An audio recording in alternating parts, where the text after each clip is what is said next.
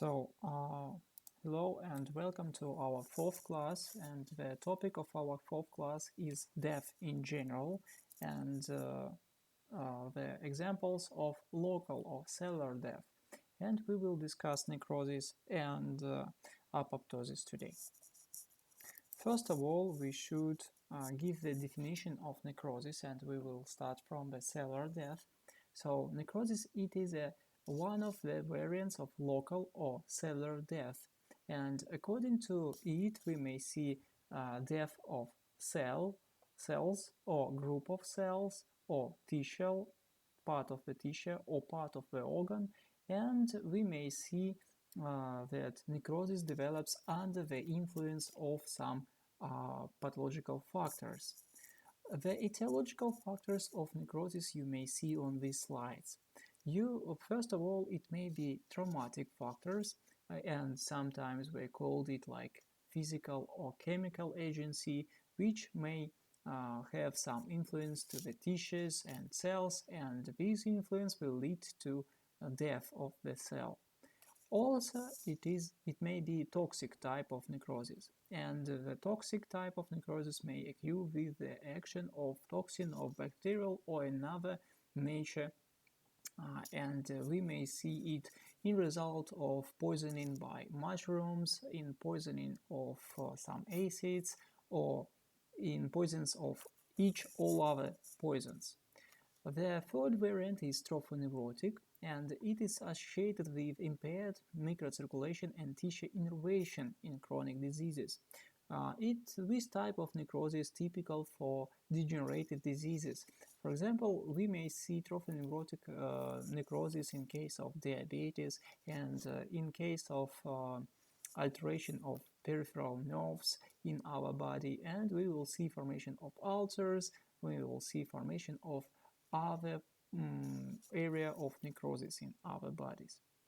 The fourth type is allergic, and allergic type associated with immunopathological reactions, and also we may see that in our organism we may see accumulation of some immune complexes which will lead to injury of our tissues. So, and under the influence of antibodies, we will see growing of necrotic tissue, and the type of this necrosis will be allergic. And the vascular type of necrosis, it is one of the most important for us because we may see a lot of ischemical heart diseases, for example, and all of them associated with blockage of arteries or decrease of arterial supply to an organ, and we may see formation of necrotical area in these organs and in these areas. So vascular type necrosis or infarction is really important for your medical life, because you will have a lot of different cases with this type of necrosis. According to the mechanism, all of necrosis may be divided into direct and indirect. In case of direct necrosis, we may see action of the pathological agency to the cell, and we will see, for example, it may be like a bead or making of a wound of knife by knife. So we will see damage of cell by alteration agency. And it may be traumatic and toxic type of necrosis. So we may see it in the first upper part of the slide. And indirect type of necrosis associated with some additional reactions which may happen in our organism. For example, in case of vascular type of necrosis, we may see blockage of artery by the thrombus, and the thrombus couldn't lead to necrosis of the cells and couldn't lead to damage of them, but hypoxia can. And hypoxia will be a result of thrombosis, and hypoxia will lead to deep injury and death of these cells. So that's why this mechanism is indirect. So we may see influence of the pathological factor, not or to the cell, but for some mechanism of nutrition or some other mechanism which will lead to injury. All necroses have special stages, and all of these stages you may see on the slide. The first stage is stage of paranecrosis or paranecrotical changes. Paranecrotical changes, it is only one stage of necrosis which could be reversible, and we may see fully recovery of the tissue if we stop alterative factor here. So sometimes it may be associated with some reversible degenerations. For example, mucoid swelling will be good example. Cloudy degeneration also possible for paranecrotical changes. And after it, we may see an accumulation of actions of alterative factor, and we will see some necrobiosis changes.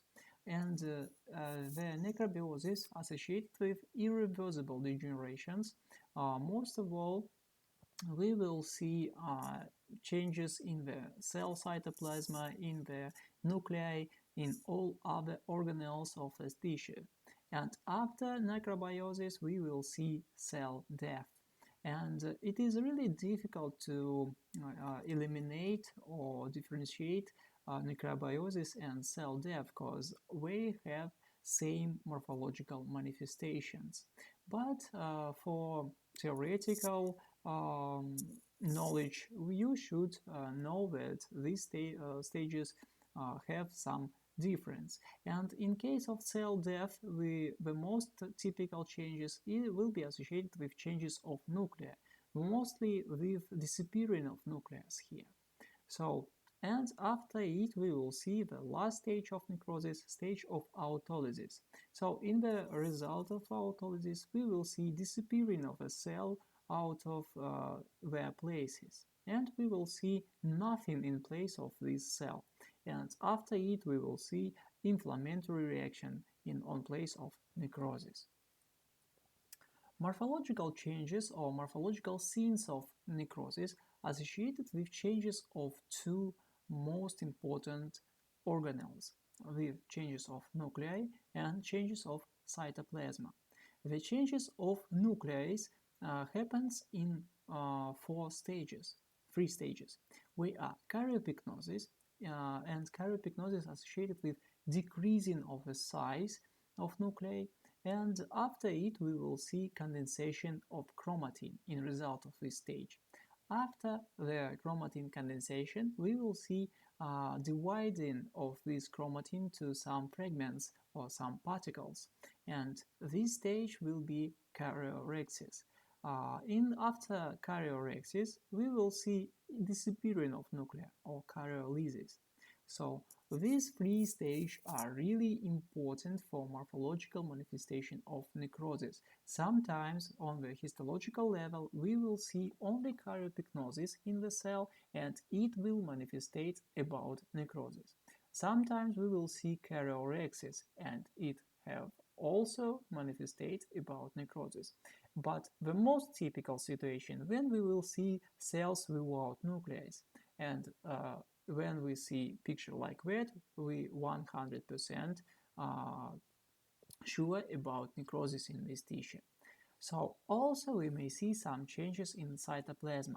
In cytoplasm we may see plasma coagulation, plasma rhexis with dividing of plasma to different particles, and plasma lysis. And plasma lysis is associated with autolysis of cell, so we will see melting of cytoplasm and disappearing of cell.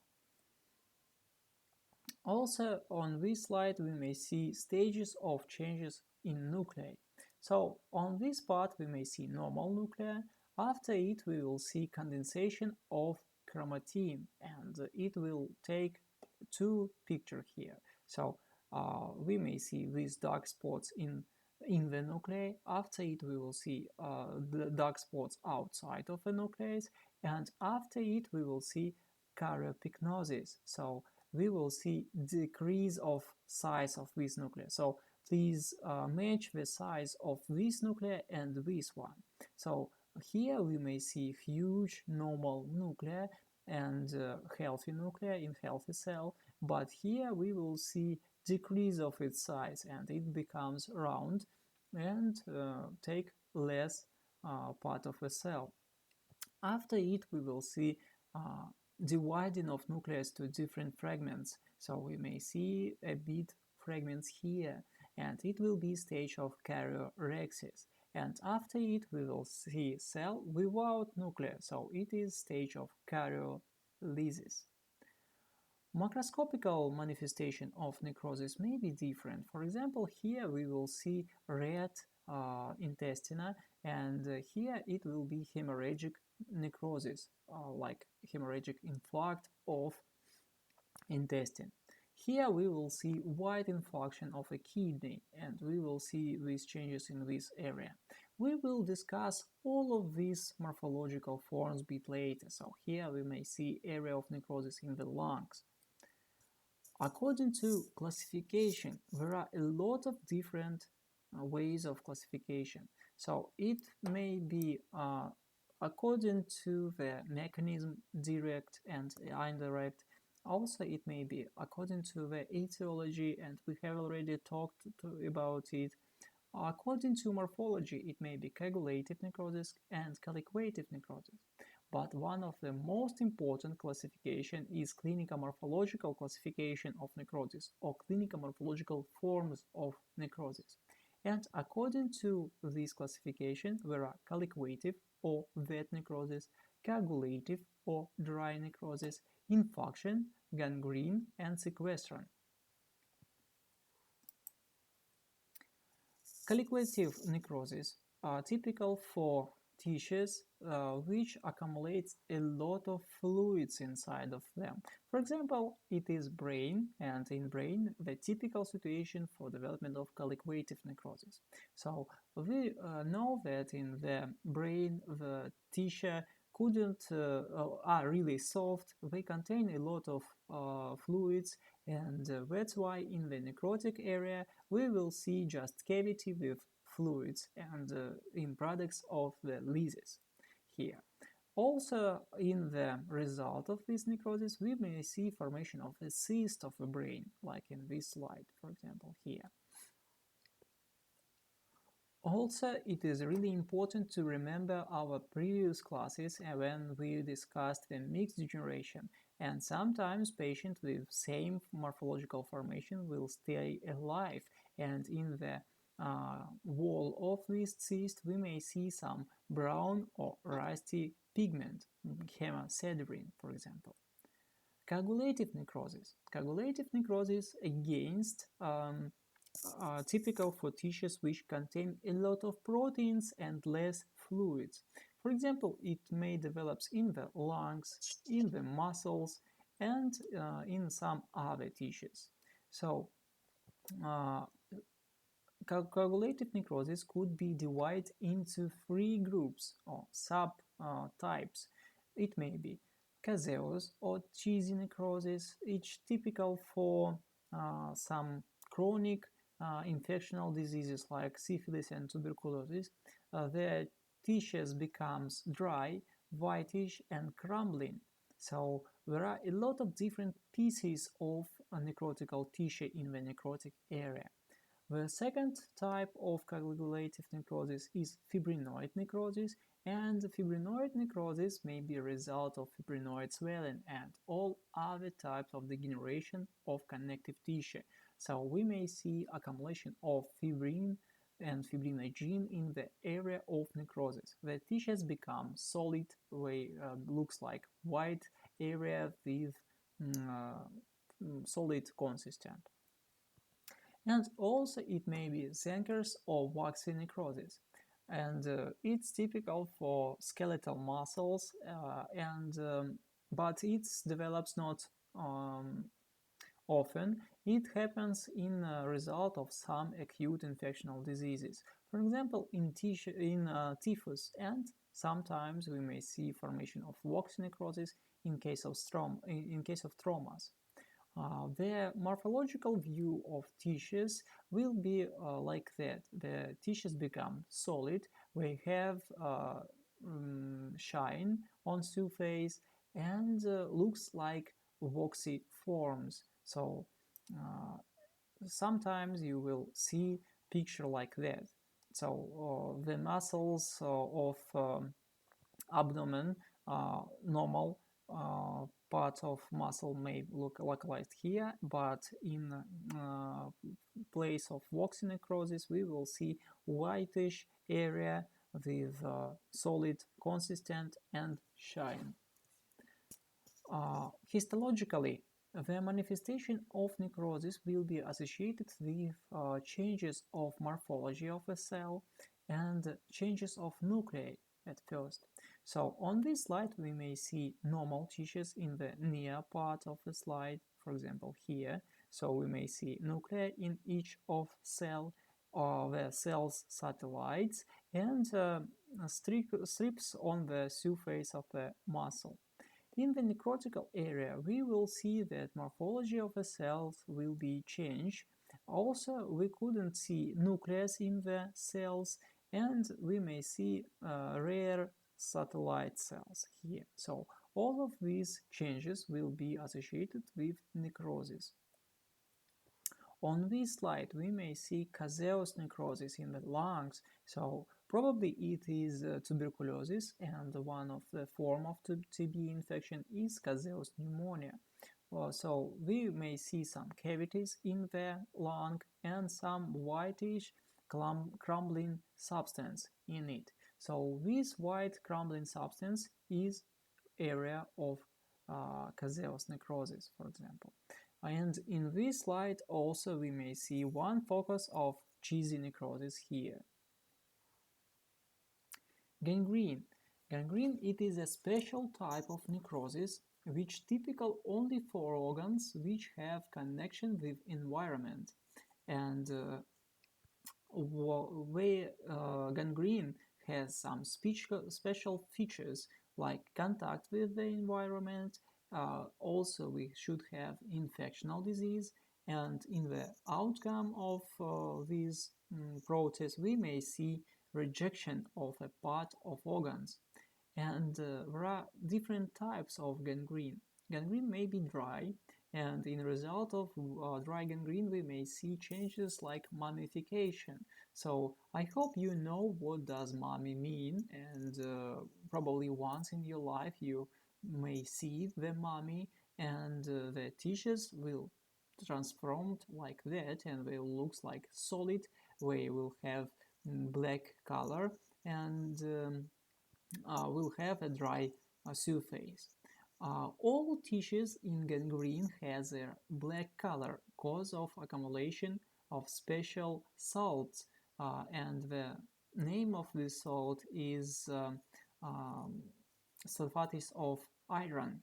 And in result of sulfates of iron formation, we will see black color on surface of all tissues.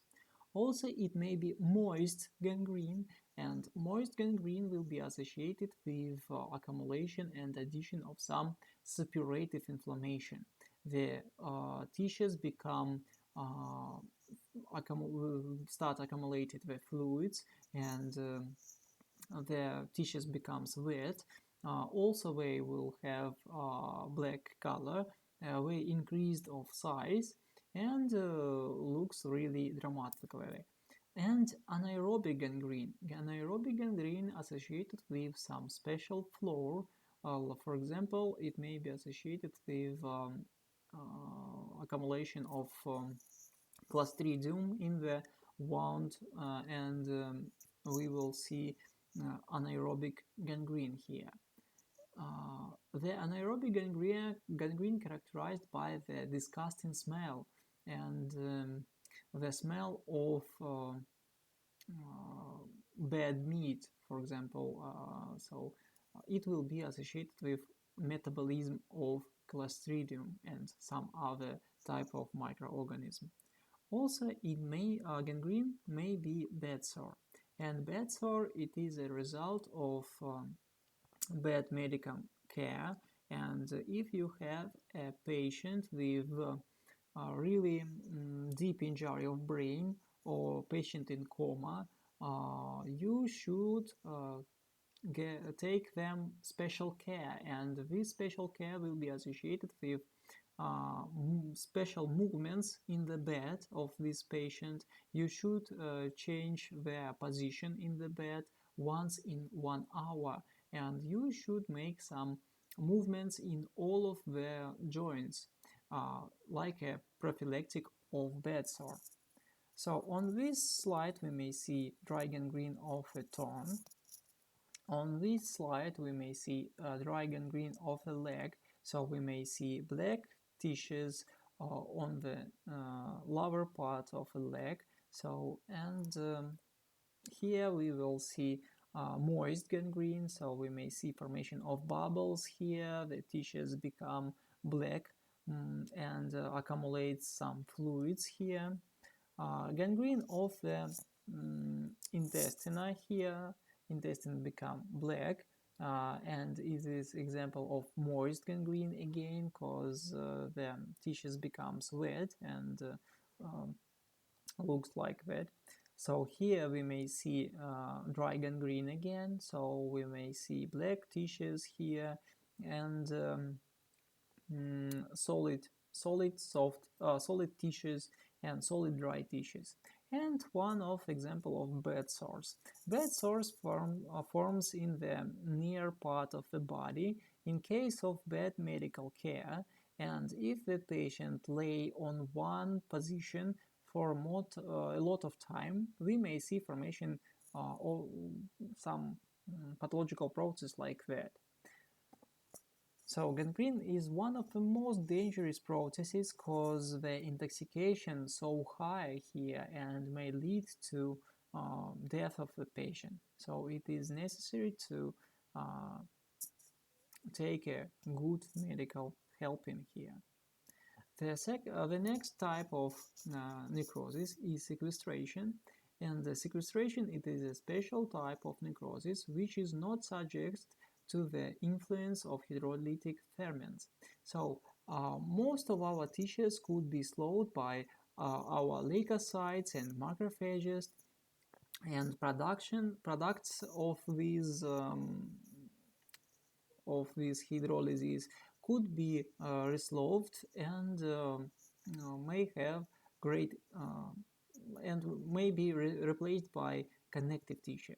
But for example, our bones couldn't, and in case of fracture with a lot of fragments of bones, we may see formation of sequestration, and the bone fragment surrounded by the separative inflammation, and in result of that we will see formation of ways of sub, we will see formation of sequestrum. And one of the most important type of necrosis is infarction. And infarction, it is a type of necrosis which is associated with some vascular etiology.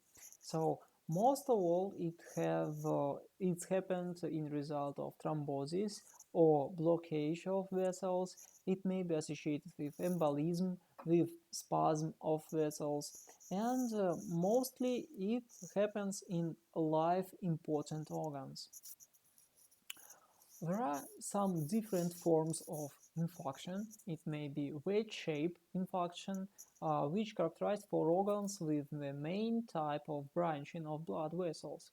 So when we may see one main vessel and which divides to some other subvessels.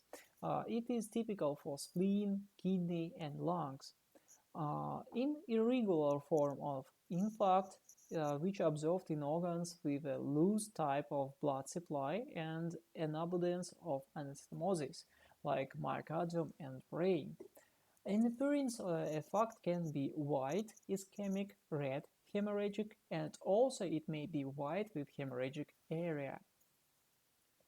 The form and type of infarction depend upon the originality of the vascular system of the body and of an organ, and its structure and functional features.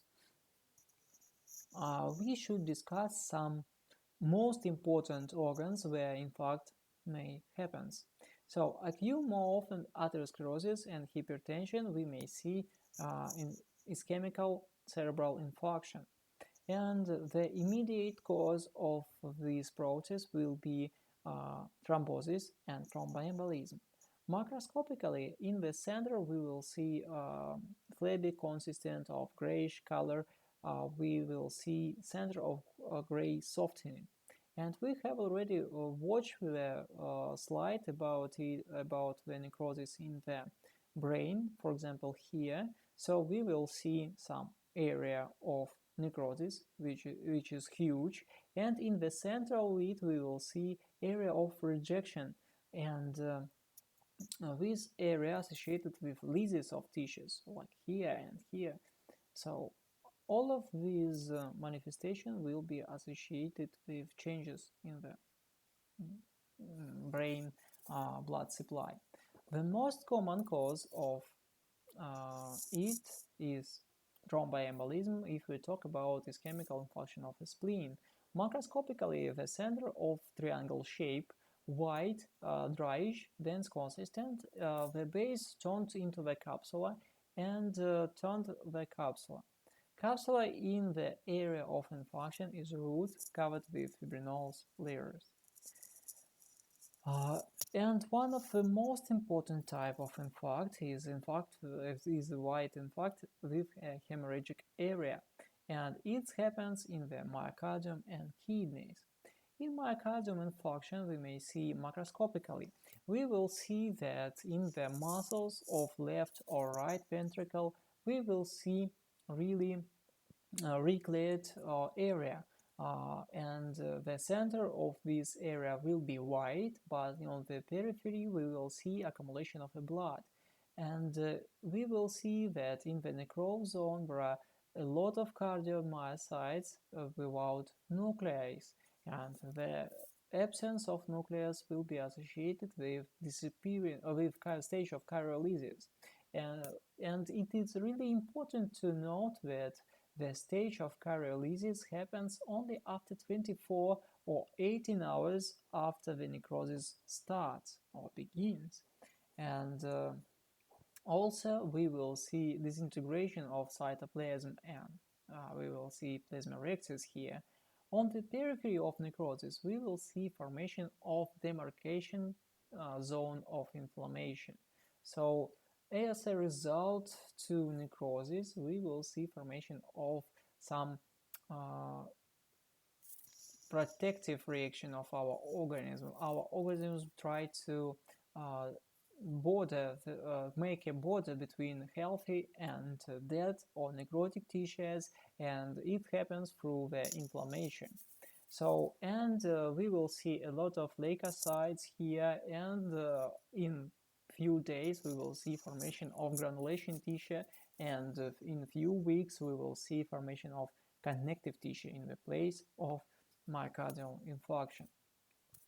The infarction of kidney has a triangle form, which based on the capsula and looks like red or white area with red color, and only the controls of glomeruli and tubes we may see on the histological level. Also we will see cells without nuclei. Also we will see some strange lens pink masses, and on the periphery we again will see the zone of demarcation inflammation. The hemorrhagic or red infarction typical for lungs, and we have already watched the lungs with the hemorrhagic infarct. The necrotic area has triangle form or rounded form, and the tissues become red or cherry color, and the mechanism of its development associated with conditions of congestive plethora and close of the branch of the pulmonary arteries. Mostly it may be associated with thromboembolism of lung artery. Also it may be blood from the bronchial artery rushes through the anastomosis under the great pressure into the areas of necrosis. wild capillaries rupture, and the red blood cell shock. So here we may see that in the lungs, first of all, we may see ischemical infarct in the first stage, and in the second step of this development, we will see hemorrhagic shocking of this area. Macroscopically, I have already described this area. Microscopically, we will see necrotical lung tissue and a lot of erythrocytes between them. There are two stages of infarction, necrosis and organization, and it's typical for all organs. We will see that at the first stage of necrosis, which takes something about 48 hours, in different tissues it will take different time. The middle time is 24 hours, when we will see some changes of the nucleus, changes of the cells, and the first 24 hours, sometimes we couldn't see anything in the place of infarct. But after 24 hours, we will see disappearance of nucleus and something about it. The stage of organization starts after 3 days, and it starts from the formation of granulation tissue. The granulation tissue, it is young connective tissue, and in result of the growing of connective tissue and its development, we will see formation of connective tissue in the place of infarct, and it will be replacement of necrotic tissue to connective one. So here we will see myocardium infarct in the stage of connective tissue. So we will see replacement of necrotic tissue by the connective tissue. So we will see this area, white area here. Here we will see necrotical area, a white area, and in the periphery of it we will see hemorrhages, like that.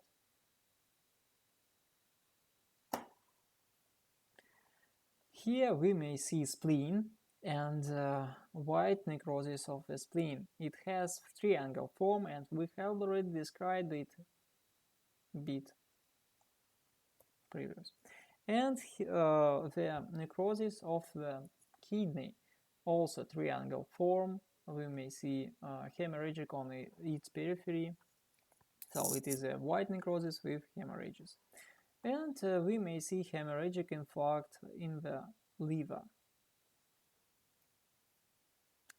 Histologically, we will see some changes in the tissues. For example, here we will see lungs, so we may see some healthy lung tissue in this part of the slide, and also we will see hemorrhagic soaking here, so we will see accumulation of a lot of erythrocytes in the lung tissue.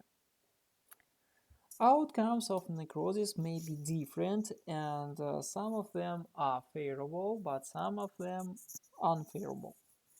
So, favorable type of outcome is encapsulation, organization, and calcification. So, in case of encapsulation, we will see formation of connective tissue border surround the necrotical area. In case of organization, we will see replacement of necrotic tissue by the connective one. In case of calcification and incrustation and ossification, we will see an accumulation of calcium salts in the necrotic area. So, all other outcomes of necrosis are unfavorable. So, sequestration. So, sequestration we have already discussed today. It is a formation of some fragments which couldn't be reslowed by our organism, and formation of separative inflammation here.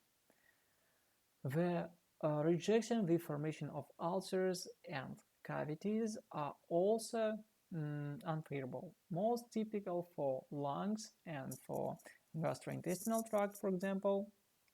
Here we will see formation of cavities in the lungs, so decreasing of respiratory surface of the lungs, and will lead to breathing insufficiency, for example. Also, this formation may be associated with the secondary bleedings. The next outcome is purulent fusion, and in case of it, we will see formation of separative inflammation in place of necrosis, and this separative inflammation will lead to increasing of necrotic area. The cyst formation typical for brain tissues, for example, and rejection typical for gangrene. Rejection, it is an like auto amputation, for example. It's closer to this term. Here we will see replacement by connective tissue. So this is a muscle cell, probably heart muscle, and here we may see young connective tissue here. Again, we will see outcome of huge myocardium infarct. Here we will see huge myocardium infarction area, and in place of it we will see formation of fibrotic tissue or connective tissue.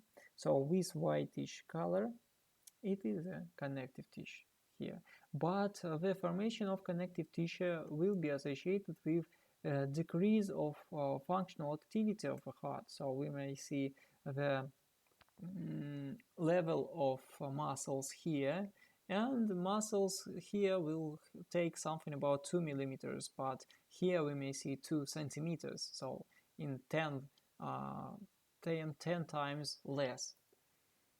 Here we will see formation of cysts and rejection, auto amputation of fragments. The next type of cell death is apoptosis.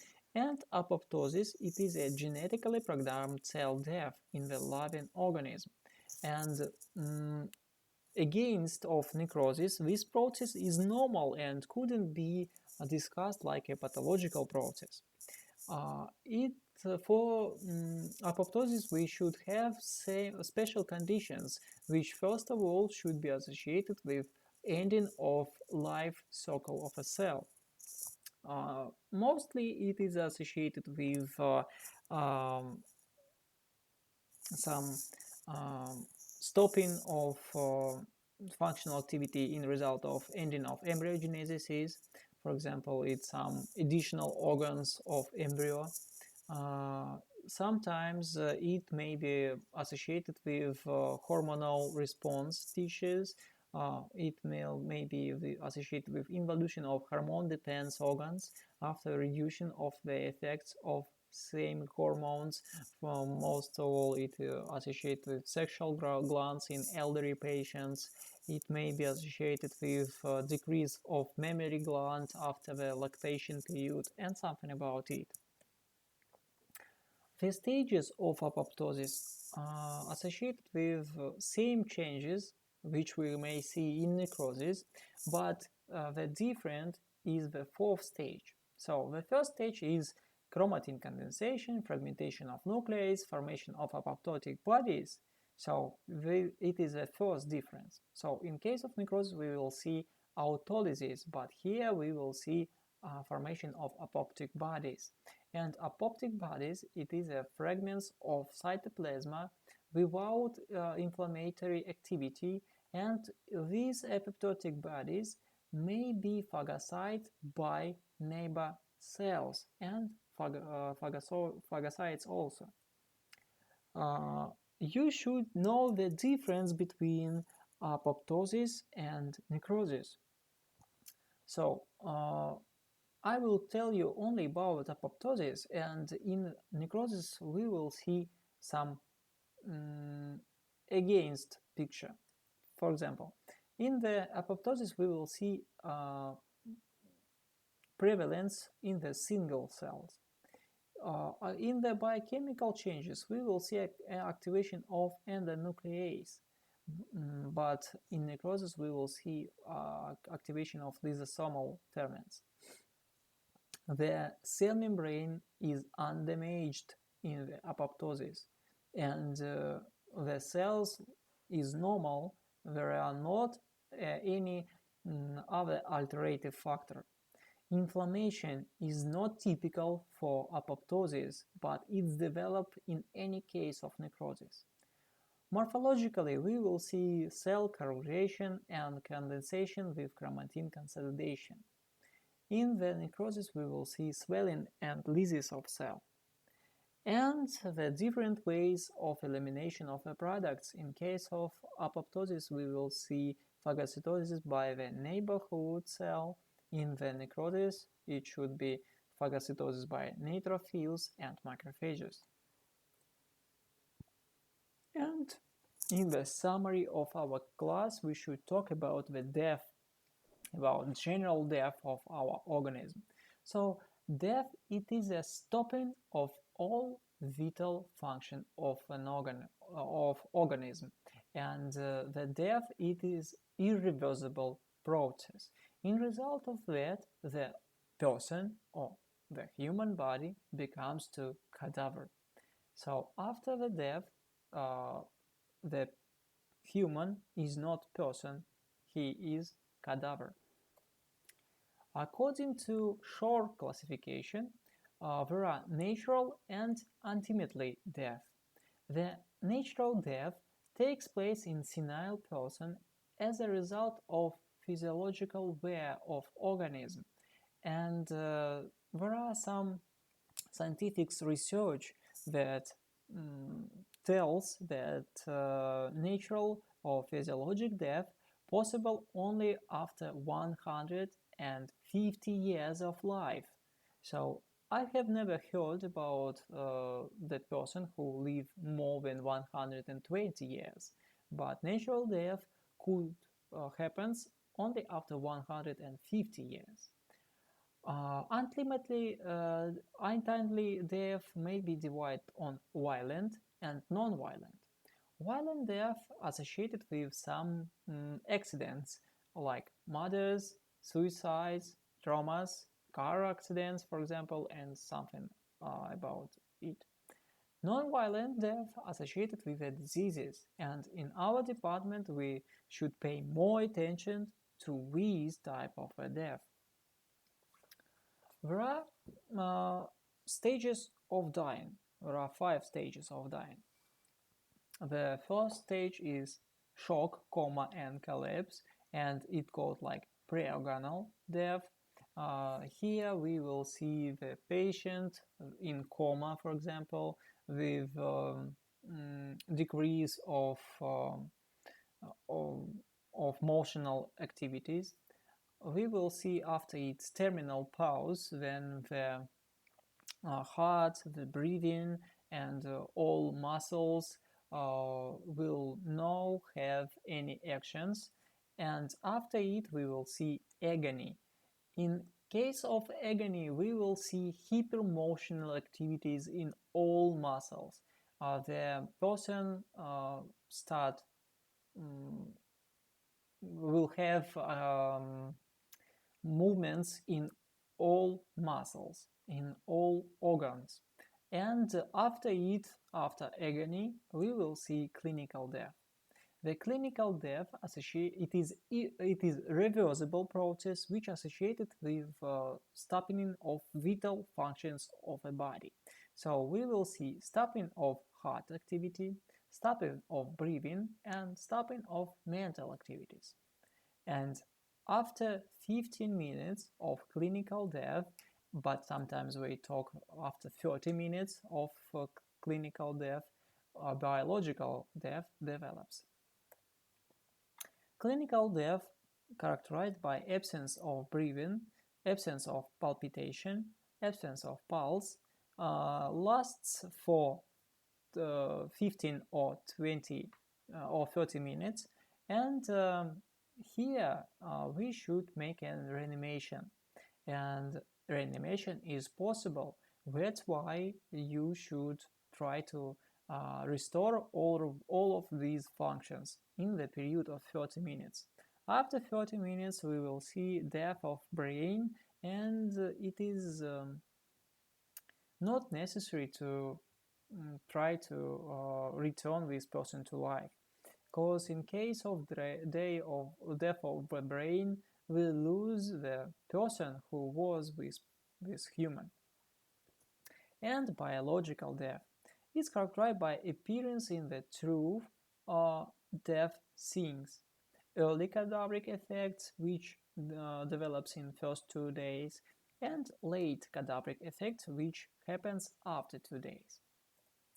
The early cadaveric effects associated with Beloglazov symptom or symptom of cat eye. So you may see it in the slide. So in this part of the slide. So we should take to our we should take the eye of a person and scratch it. And if the iris will change its form, it will be positive Beloglazov symptom. The second cadaveric effect is cadaveric spots.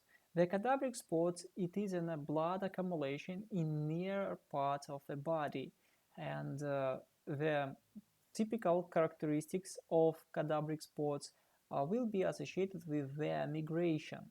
So we will see the migration of cadaveric spots if we turn the body or the cadaver to another side. So we will see, for example, here we will see cadaveric spots in the back, but if we turn this person to the abdomen, in half of hour we will see migration of these spots to abdomen. Rigor mortis associated with construction of the muscles, and all muscles will contract, and it happens after 2 hours after death, and the region will disappear after 2 days. Also, we will see disappearing or drying up of all mucous membranes. And also we will see starting of autolysis. And autolysis becomes from the intestine, because in the intestine we will see a lot of microorganisms. Late cadaveric effects associated with destroying, like putrefaction and destruction by insects and animals. And also it may be preserving, like mummification, pit tanning, saponification, and corpse freezing. So it was all theoretical part of our lesson. Thank you for your attention, and goodbye.